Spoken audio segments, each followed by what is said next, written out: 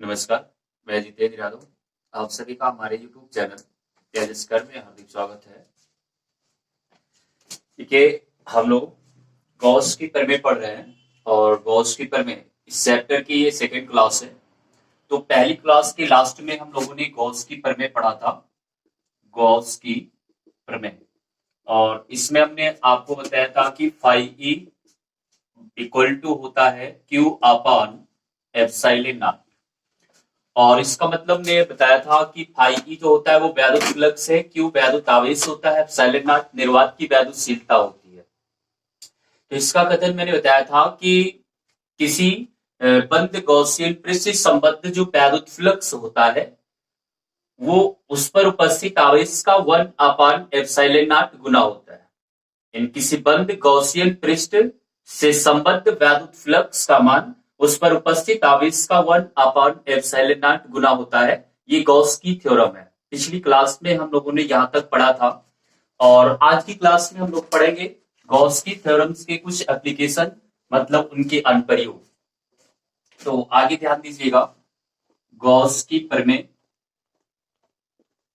Gauss की प्रमेय के अनुप्रयोग। गॉस की प्रमेय के अनुप्रयोग कहने का मतलब क्या है कि गॉस की जो प्रमेय है फाई ई बराबर क्यू अपॉन एप्सिलॉन नॉट, इसका हम लोग यूज कहां कहां पर करते हैं। तो आप लोग देखेंगे कि कई वैद्युत क्षेत्र की तीव्रता ज्ञात करने के कई फार्मूले में यहां पर आपको बताऊंगा कंडीशन के साथ में। जैसे पहला होगा कि अनंत विस्तार के एक समान रूप से तार के कारण वैद्युत क्षेत्र की तीव्रता ज्ञात करने में भी गॉस की प्रमेय का अनुप्रयोग होता है। फिर अनंत विस्तार का कोई समतल अचालक प्लेट होगा, वहां पे तीव्रता ज्ञात करने में। फिर अनंत मतलब कोई चालक तार होगा, उसके कारण। फिर उसके बाद में दो समांतर चालक तार होंगे, उसके कारण तीव्रता ज्ञात करने में। फिर कोई गोलीय कोष होगा, उसके कारण। तो इस प्रकार से 5 सूत्रों को मैं पढ़ाऊंगा जिसमें केवल और केवल आपको वैद्युत क्षेत्र की तीव्रता ज्ञात करना होगा। और वैद्युत क्षेत्र की तीव्रता ज्ञात करने पर कहीं ना कहीं आप गॉस की थ्योरम का ही यूज करेंगे। तो ये इनके एप्लीकेशंस है, अनुप्रयोग। तो पहला ध्यान से देखिएगा, अनंत विस्तार के, अनंत विस्तार के एक समान रूप से आवेशित, एक समान रूप से आवेशित तार के कारण, तार के कारण वैद्युत क्षेत्र की तीव्रता, वैद्युत क्षेत्र की तीव्रता, ये गॉस की थ्योरम का पहला एप्लीकेशन है, पहला अनुप्रयोग है कि अनंत विस्तार के एक समान रूप से आवेशित कोई तार होगा जिसके कारण वैद्युत क्षेत्र की तीव्रता यदि ज्ञात करना है तो आप लोग गॉस की थ्योरम का अनुप्रयोग मतलब उपयोग करेंगे, जो फाई इक्वल टू होता है क्यू अपॉन एप्सिलॉन नॉट। तो अब ध्यान दीजिएगा कि कैसे इसको हम लोग सॉल्व करते हैं। पहले आपको क्वेश्चन पर ही ध्यान देना है, जैसा कि मैं आपको हर डेरिवेशन में ये बताता हूं कि बस आप यहां पर जो लाइन लिखी हुई है बस उसी पर ध्यान देना है, क्योंकि आगे कुछ पता नहीं रहता है कि हमको करना क्या है। बस इसी के सहारे से हम लोग चलते हैं। तो अनंत विस्तार का एक समान रूप से कोई आवेशित तार है, तो अनंत विस्तार का हम लोग क्या करेंगे कि ऐसे ही एक तार बनाएंगे। तो मान लेते हैं कि इस तार का नाम जो है वो एक्स और वाई है, इसका नाम रख लेते हैं। एक समान रूप से आवेशित है, तो एक समान रूप से आवेशित का मतलब है कि मान लो कि इसको हम प्लस क्यू आवेश इसके भीतरी पृष्ठों पर एक समान रूप से वितरित कर देते हैं। तो इतना तो क्वेश्चन में कहा गया कि अनंत विस्तार का कोई तार है, तो अनंत विस्तार का एक तार हमने एक्स वाई बना दिया, एक समान रूप से आवेशित है, प्लस क्यू आवेश इसके पृष्ठों पर एक समान रूप से वितरित कर दिया। अब इसी के कारण वैद्युत क्षेत्र की तीव्रता फाइंड करना है। तो आगे क्या होगा, जरा ध्यान से मेरी बातों को सुनिएगा, तभी आप समझ पाएंगे इसके बारे में। अब जैसे इस तार के कारण वैद्युत क्षेत्र की तीव्रता ज्ञात करना है, तो तार के कारण वैद्युत क्षेत्र की तीव्रता, चूंकि ये आवेशित है, चार्जफुल है, तो इसके कारण जो तीव्रता उत्पन्न होगी वो कुछ दूरी पर उत्पन्न होगी। तो कुछ दूरी पर उत्पन्न होगी, लेकिन जो वैद्युत क्षेत्र की तीव्रता ज्ञात करना है उसके लिए आप यहाँ पर एक फार्मूले पर ध्यान से देखिएगा, क्योंकि phi equal to vector E dot vector d A होता है। ऐसा मैंने वैद्युत फ्लक्स के डिफिनेशन में बताया था कि फाई ई इक्वल टू होता है कि वेक्टर ई डॉट डीए। तो आप लोग यहाँ देख रहे हैं कि इस फार्मूले में वैद्युत क्षेत्र की तीव्रता आ रही है, तो अगर वैद्युत क्षेत्र की तीव्रता इधर लाएंगे तो ये फाई ई अपॉन डीए हो जाएगा। इसका मतलब क्या होता है कि वैद्युत क्षेत्र की तीव्रता ज्ञात करने के लिए आपको वैद्युत फ्लक्स और उस वैद्युत फ्लक्स जिस क्षेत्रफल से संबद्ध होगा वो क्षेत्रफल फाइंड होना चाहिए। तो क्षेत्रफल की बात छोड़िए, सबसे पहले हम लोग बात करेंगे वैद्युत फ्लक्स की। कहने का मतलब क्या है कि वैद्युत क्षेत्र की तीव्रता ज्ञात करने के लिए वैद्युत फ्लक्स एक अवरोधक बन रहा है, तो इसको सबसे पहले हम लोग पता करेंगे कि इसका वैद्युत फ्लक्स क्या होगा। और वैद्युत फ्लक्स की डिफिनेशन में मैंने क्या बताया था कि किसी गॉसियन पृष्ठ आई मीन काल्पनिक पृष्ठ से होकर गुजरने वाली वैद्युत बल रेखाओं की संख्या। तो डिफिनेशन से ये पता चलता है कि वैद्युत फ्लक्स जो होता है वो किसी न किसी एक काल्पनिक पृष्ठ से संबंधित होता है, आई मीन गॉसियन पृष्ठ से संबंधित होता है। इसका मतलब क्या है कि जब तक आप यहाँ पर कोई गॉसियन पृष्ठ नहीं खींचेंगे तब तक उससे संबद्ध वैद्युत फ्लक्स नहीं निकलेगा, और जब तक वैद्युत फ्लक्स नहीं निकलेगा तब तक तीव्रता नहीं निकल पाएगी। तो हमारे कहने का मतलब यह है कि सूत्र को प्रूफ करने के लिए आप लोग इस सूत्र पर ध्यान दीजिएगा कि phi E equal to E dot d A होता है, तो ई बराबर फाई अपॉन डीए हो जाएगा। और इसका मतलब क्या है कि तीव्रता निकालने के लिए फाई ई की जरूरत पड़ रही है और वैद्युत फ्लक्स ज्ञात करने के लिए एक गॉसियन पृष्ठ की जरूरत पड़ रही है। तो अब हम लोग क्या करेंगे, यहाँ पर गॉसियन पृष्ठ खींचेंगे। अब बात ये आती है कि गॉसियन पृष्ठ खींचा जाए तो किस आकार का खींचा जाए। चूंकि ये एक अनंत विस्तार का तार है, एक लंबा तार है, तो लंबे तार की वजह से आप जो गॉसियन पृष्ठ खींचेंगे वो हमेशा एक बेलनाकार गॉसियन पृष्ठ खींचेंगे। तो हम लोग क्या करेंगे कि यहाँ पर एक बेलनाकार गॉसियन पृष्ठ बनाएंगे। इस तरह से एक बेलनाकार गॉसियन पृष्ठ हमने खींच दिया है।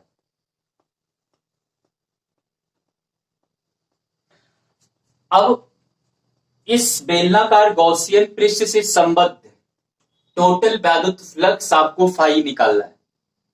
तो यहां पर बात ये आती है, अगर इस गॉसियन पृष्ठ से संबद्ध टोटल वैद्युत फ्लक्स निकालना है तो टोटल वैद्युत फ्लक्स एक साथ निकाला नहीं जा सकता है।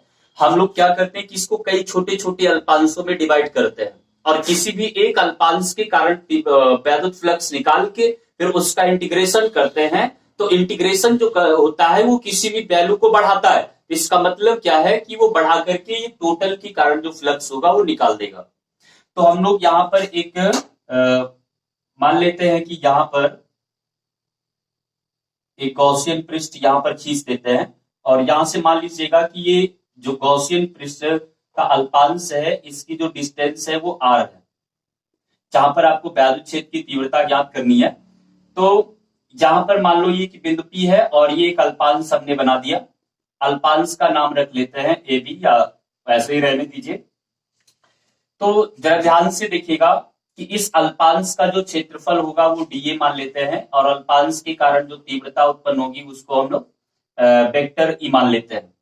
तो इसी तरह से जैसे आप लोगों ने इसके वक्रपृष्ठीय क्षेत्रफल पर, जो वक्रपृष्ठीय क्षेत्रफल होता है वहां आपने एक अल्पांश बनाया है, तो अगर ये बेलनाकार गॉसियन पृष्ठ है तो इसमें वक्र होगा, एक ऊपर वक्र होगा एक नीचे, तो वक्रों पर भी एक अल्पांश बनाया जा सकता है। मान लेते हैं कि एक अल्पांश यहाँ पर है और इस अल्पांश का नाम हम यम रख देते हैं। तो इसका क्षेत्रफल ये डीए होगा और तीव्रता जो होगी वो इस तरह से कार्य करेगी।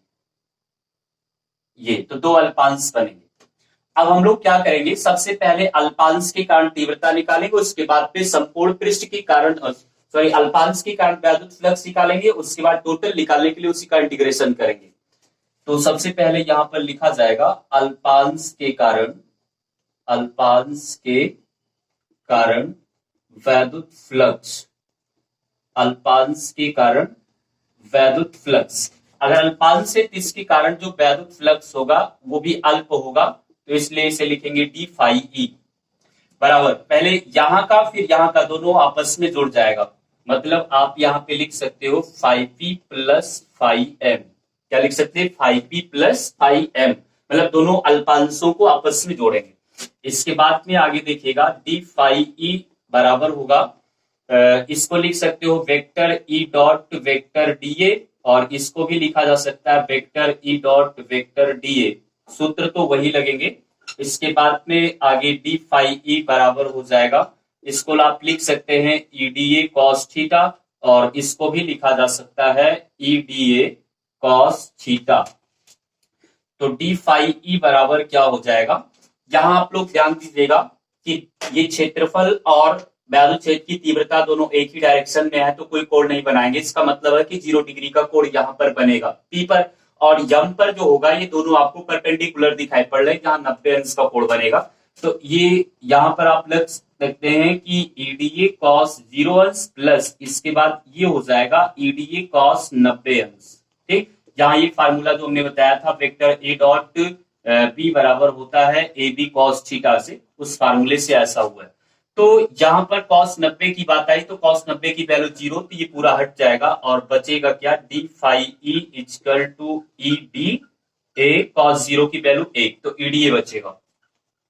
तो ये तो रहा अल्पांश के कारण वैद्युत फ्लक्स। आपको पूरे पृष्ठ के कारण निकालना है तो लिखना पड़ेगा पूरे पृष्ठ के कारण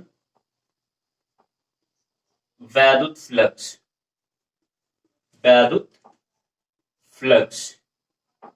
तो पूरे पृष्ठ के कारण जब निकालोगे तो इसका इंटीग्रेशन करना पड़ेगा, इंटीग्रेशन में डी फाई ई होगा, और ये भी इंटीग्रेशन में ई डी हो जाएगा, इंटीग्रेशन डी फाई का फाई हो जाएगा, अल्पांश का वैद्युत फ्लक्स डी फाई, तो पूरे का जो होगा वो फाई हो जाएगा।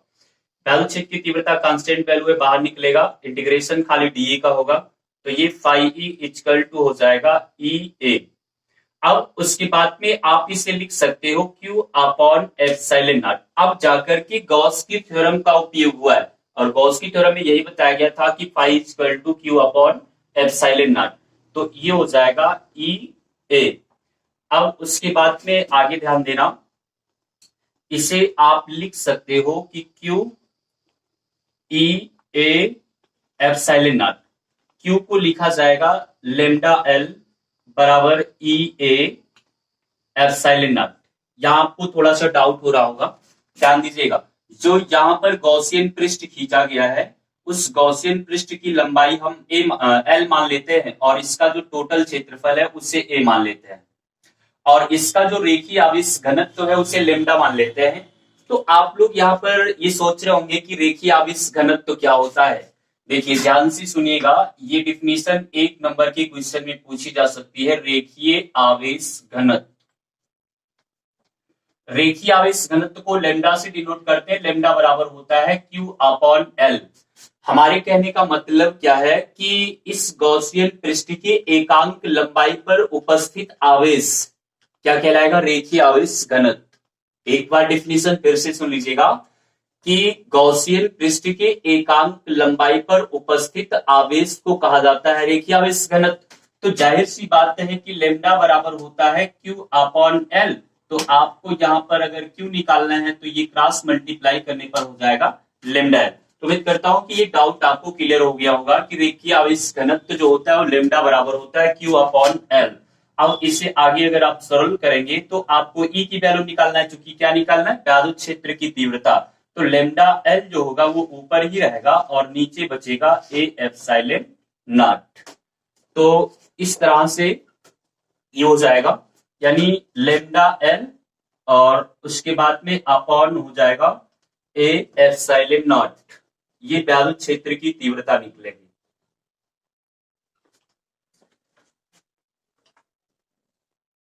आगे ध्यान देना, ई बराबर लिखा जा सकता है, ये लेमडा एल ऐसे ही रहने दीजिए, और उसके बाद में ए, इसका जो है ये पृष्ठीय क्षेत्रफल है, तो बेलन का जो पृष्ठीय क्षेत्रफल होता है वो 2 पाई आर एल एच होता है, तो एच की जगह पे एल रखेंगे, तो ये हो जाएगा 2 पाई आर एल और इंटू एप्सिलॉन नॉट। तो एल से एल जो होगा वो कैंसिल हो जाएगा, तो बचेगा क्या, यहां लिख देता हूं, बचेगा ई बराबर, इसे ऐसा भी लिख सकते हैं 1 अपॉन 2 पाई एप्सिलॉन नॉट और उसके बाद में लेमडा अपॉन आर, ये बचेगा। अब देखो ये 1/2 एप्सिलॉन नॉट को हम यहां पर अगर 2 का मल्टीप्लाई कर दें तो ऊपर भी 2 का मल्टीप्लाई करना पड़ेगा, इसलिए किया गया कि ये 4 पाई एप्सिलॉन नॉट बना ले। और 4 पाई एप्सिलॉन नॉट की चूंकि वैल्यू फिक्स होती 9 × 10⁻⁹ तो ये हो जाएगा 1/4 pi epsilon naught 2 lambda upon R newton प्रति कूलम। तो ये होता है अनंत विस्तार के एक समान रूप से आवेशित तार के कारण वैद्युत क्षेत्र की तीव्रता का सूत्र गॉस की थ्योरम का यूज करते हुए निकाला गया। यहां पर गॉस की थ्योरम का यूज हुआ। तो इस तरह से इसे हम लोग प्रूफ करेंगे। अब बात आती है कि थ्योरी की, जो इस चित्र के बारे में थ्योरी लिखना पड़ता है वो तो बिल्कुल आसान है। मैंने कई बार बताया कि जैसे इस चित्र को बनाया जाता है, जैसे आपने इसे तैयार किया है, बिल्कुल अपनी ही लैंग्वेज में उसे लिख दीजिए। सबसे पहले मैंने क्या किया कि अनंत विस्तार का एक कोई तार बनाया। तो हमने क्या किया, मान लीजिए कि माना एक अनंत विस्तार का तार है XY जिस पर +Q आवेश एक समान रूप से वितरित है। ये हो गया। उसके बाद में आगे बात ये आती है कि उसके बाद आपने गॉसियन पृष्ठ खींचा, फिर आप लिखेंगे कि इस तार को अक्ष मान करके, चूंकि इसे एक अक्ष माना गया है तब बेलन बनाया गया, ये तार को अक्ष मान करके L लंबाई का एक बेलनाकार गॉसियन पृष्ठ खींचा गया। इसका रेखीय आवेश घनत्व लैम्डा, पृष्ठीय क्षेत्रफल A है। ठीक, उसके बाद में आगे आपने अल्पांश बनाया। तो मान लीजिएगा कि इससे r दूरी पर एक बिंदु P है जहां पर वैद्युत क्षेत्र की तीव्रता ज्ञात करना है, जहां पर हमने एक अल्पांश P बनाया, अल्पांश का क्षेत्रफल dA है। ठीक, तो ये सारी बातें अपने शब्दों में जैसे आप यहाँ देख रहे हो उसे लिख सकते हैं। उसके बाद में आगे कैलकुलेशन है। अल्पांश के कारण वैद्युत फ्लक्स निकालेंगे। 2 अल्पांश बनाया गया, एक पृष्ठीय क्षेत्रफल पर और एक वक्र पृष्ठीय क्षेत्रफल पर, जहां पर वो वक्र गोले के आकार में होता है जो दोनों साइड में, दोनों किनारे पर, तो वहां पर। और उसके बाद यहाँ दोनों ये परपेंडिकुलर है तो इसलिए ये क्या होंगे, 0 हो जाएंगे। तो बचेगा ये वाला, दोनों एक ही डायरेक्शन में कोई कोण नहीं बनाएंगे, इसका मतलब है कि 0 डिग्री का कोण तो बनेगा ही। तो 0 डिग्री का कोण बनेगा तो टीडीओ हो जाएगा। पूरे पृष्ठ के कारण निकालेंगे, इंटीग्रेशन करना पड़ेगा क्योंकि ये केवल जो फ्लक्स निकला है वो अल्पांश का है, और इंटीग्रेशन जो होता है वो किसी भी वैल्यू के मान में इंक्रीजिंग करता है, वृद्धि करता है। तो अगर ये अल्पांश का इतना है तो इसका इंटीग्रेशन कर देने से पूरे पृष्ठ का निकल के आएगा। जितने भी अल्पांश होंगे सबका एक में शामिल हो जाता है इंटीग्रेशन करने से, क्योंकि ये किसी भी वैल्यू को बढ़ाता है। तो इंटीग्रेशन करने से ये मिलेगा। और आप यहाँ गॉस की थ्योरम का उपयोग कर सकते हैं, फाइव की जगह पे Q/ε0। आगे सॉल्व करेंगे तो ये आएगा। उसके बाद में आप यहाँ पर Q को λL लिख सकते हैं क्योंकि λ 2 होता है, रेखीय आवेश घनत्व है, और ये हो जाएगा Q/L। तो इस तरह से सॉल्व करते हुए सब आप यहाँ पहुंचेंगे, यहाँ पर ऊपर नीचे 2 का मल्टीप्लाई करना होगा, इसलिए क्योंकि ये 4πε0 बनाया जाएगा। 4πε0 बनाने के लिए ही यहाँ भी मल्टीप्लाई हुआ, यहाँ पर भी मल्टीप्लाई हुआ, तो सूत्र निकल के आएगा E बराबर 1/4πε0 2 λ/r न्यूटन प्रति कूलम। तो इस तरह से इस डेरिवेशन को हम लोग प्रूफ करेंगे। आगे ध्यान दीजिएगा। अब इसके बाद में गॉस की थ्योरम का सेकंड एप्लीकेशन है अनंत विस्तार की समतल अचालक प्लेट के कारण वैद्युत क्षेत्र की तीव्रता। अनंत विस्तार की समतल अचालक प्लेट के कारण, वो भी एक समान रूप से ही आवेशित होगी। हाँ, सेकंड एप्लीकेशन ध्यान से देखिएगा। अनंत विस्तार की समतल अचालक प्लेट के कारण वैद्युत क्षेत्र की तीव्रता, वैद्युत क्षेत्र की तीव्रता। अनंत विस्तार की समतल अचालक प्लेट, ये भी जो कि एक समान रूप से आवेशित ही रहेगी, अचालक प्लेट है। तो मान लेते हैं कि ये कोई अनंत विस्तार की एक कोई समतल अचालक प्लेट है।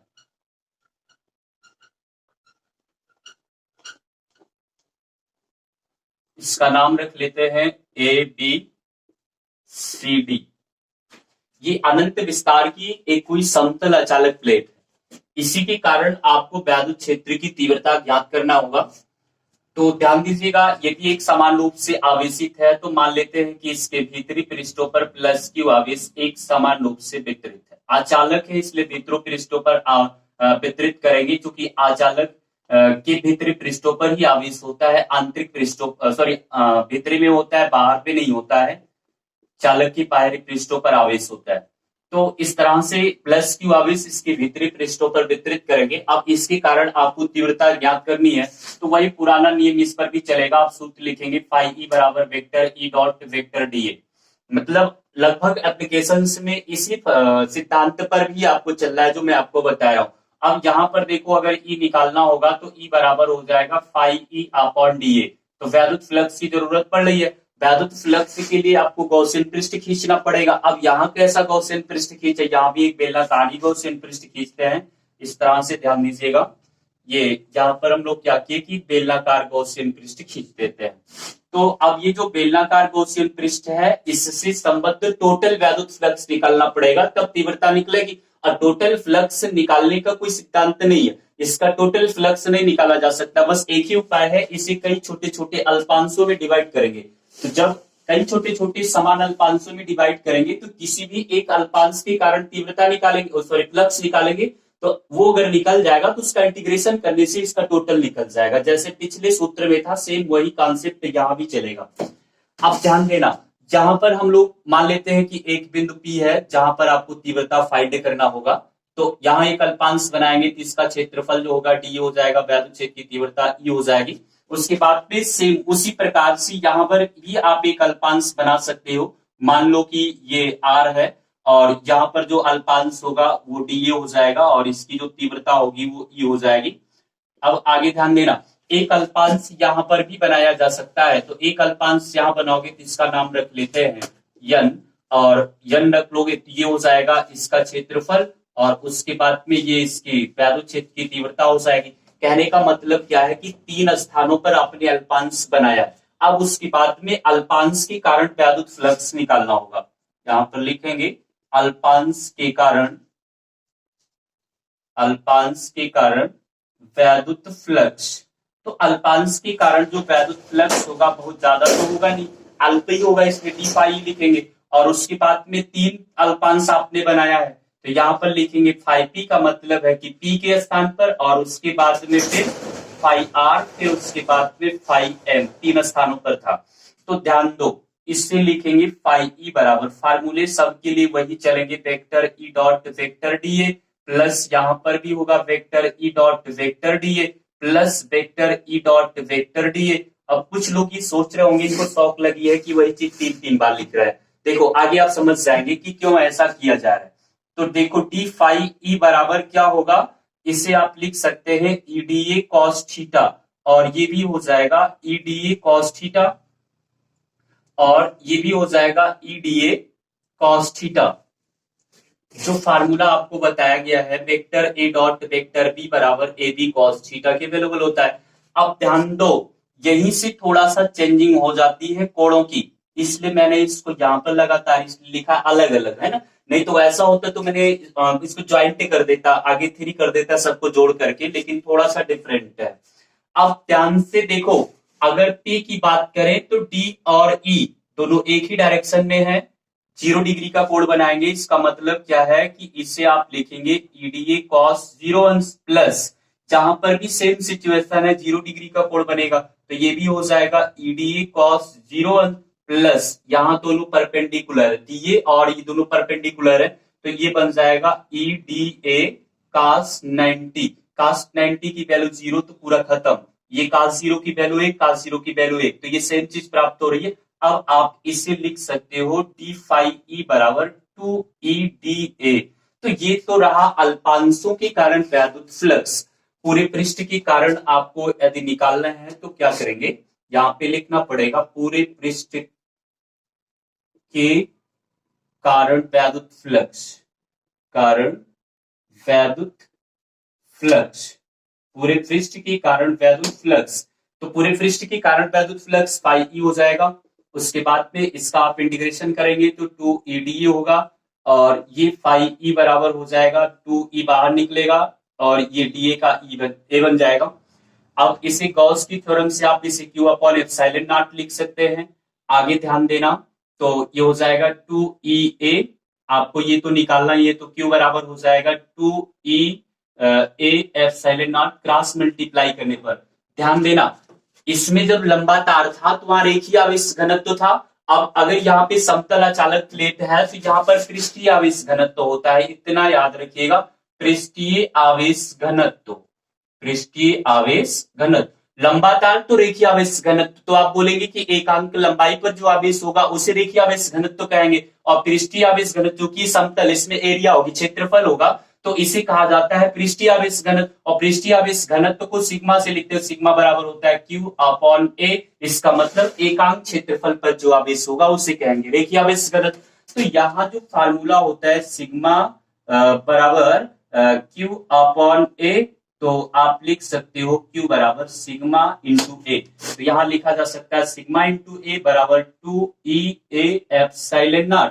तो आगे ध्यान दो, E का मान निकालना है, तो ये हो जाएगा सिग्मा, सॉरी ए से ए कैंसिल कर देते हैं, तो यहां बचा सिग्मा अपॉन 2 एप्सिलॉन नॉट। ये सूत्र मिलेगा न्यूटन प्रति कूलम, तो ये सूत्र हो जाएगा। तो अब अगर इसकी थ्योरी लिखनी है तो बिल्कुल जैसे उसमें लिखा गया था उस तरह से लिख सकते हैं। अब देखिएगा, एक मैं एप्लीकेशंस आपको और पढ़ा रहा हूं, तीसरा है वो छोटा सा है।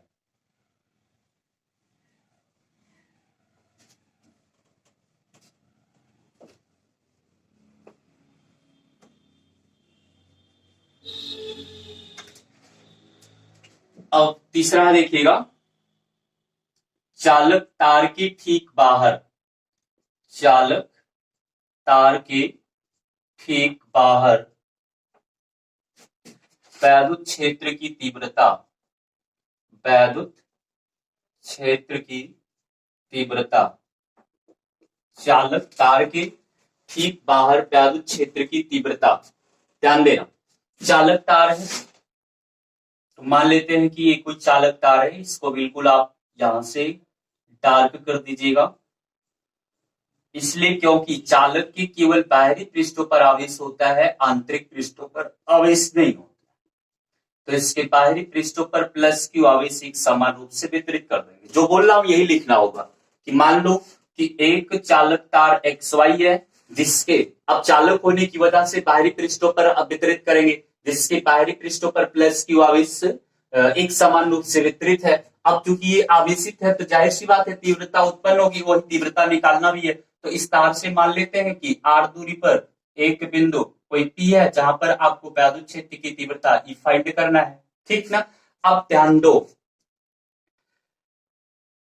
अब यहां पर होगा क्या कि आप लोग देख रहे हैं कि इसमें दो पृष्ठ होंगे, एक ये सामने और एक ये, दो पृष्ठ हैं। तो ये इस पृष्ठ का नाम रख लेते हैं 1 और इस पृष्ठ का नाम रख देते हैं 2।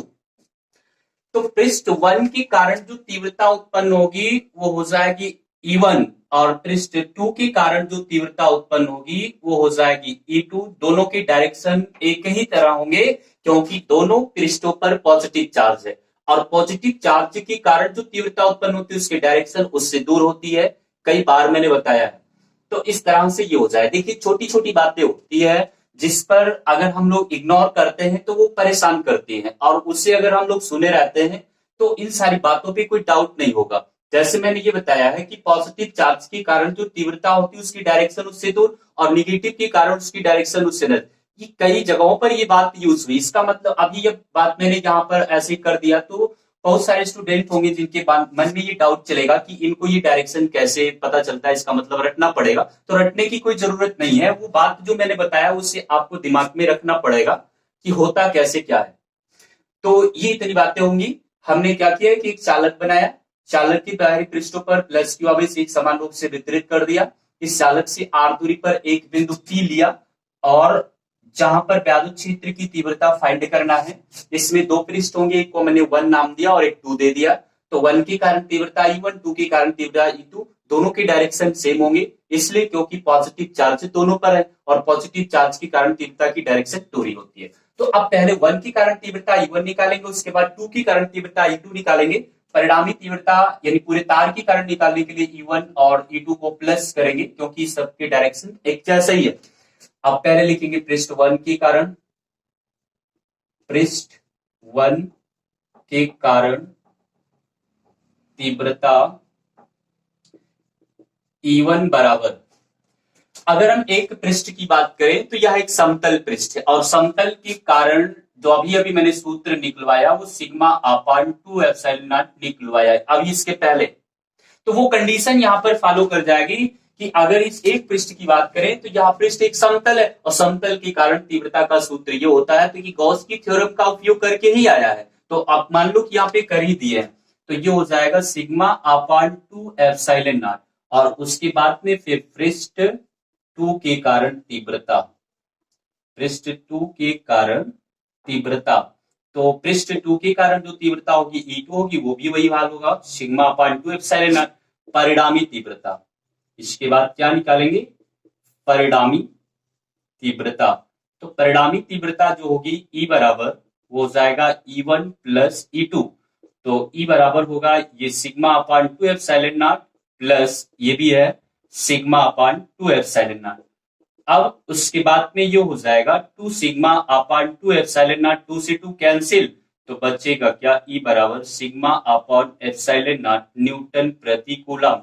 जितने भी सूत्र प्रूफ कराए जा रहे हैं विथ कंडीशन सबको याद रखिएगा, तब आप न्यूमेरिकल लगाने में सफल होंगे। मतलब न्यूमेरिकल लगाने में बहुत अच्छा लगता है जब कंडीशन के साथ में सूत्र याद है, तो जितने भी सूत्र आपको पढ़ाए जा रहे हैं प्रूफमेंट के साथ में उसको आप अच्छे से तैयार करिए। ऐसा नहीं कि मैं इसको वैसे पढ़ा रहा हूँ एग्जाम में, ये सारी बातें आपके एग्जाम में भी पूछी जा सकती है, इसलिए इनकी प्रूफमेंट बताया जा रहा है। और जब इसे आप विद प्रूफमेंट पढ़ेंगे अच्छे से कायदे से पढ़ेंगे तो सूत्र याद हो जाता है, और जब सूत्र याद हो जाता है तो न्यूमेरिकल कैच करने में बहुत आसान हो जाता है। तो इस तरह से आप लोग पढ़िए मेहनत से, जो भी पढ़ाया जा रहा है उसको ध्यान से शुरू से बिल्कुल लास्ट तक देखते रहिए, तब आपको समझ में आएगा कि क्या पढ़ाया जा रहा है।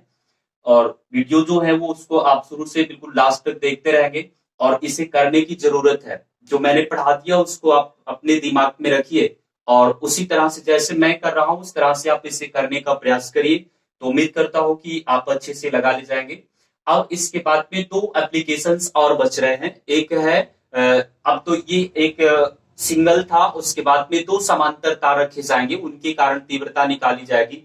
उसके बाद एक गोलीय कोष होगा, गोलीय कोष में 3 कंडीशन होती है, गोलीय कोष के ठीक बाहर, फिर उसके बाद गोलीय कोष के पृष्ठ पर, फिर गोलीय कोष के अंदर। तो ये 3 कंडीशंस होती है गोलीय कोष के कारण। तो ये 2 सूत्र अभी और बचे हैं, तो उसे मैं नेक्स्ट क्लास में बताऊंगा क्योंकि वो थोड़ा सा लंबा पड़ेगा। तो अब उसके बाद में तुरंत आपके कुछ फिर न्यूमेरिकल स्टार्ट हो जाएंगे, चैप्टर बहुत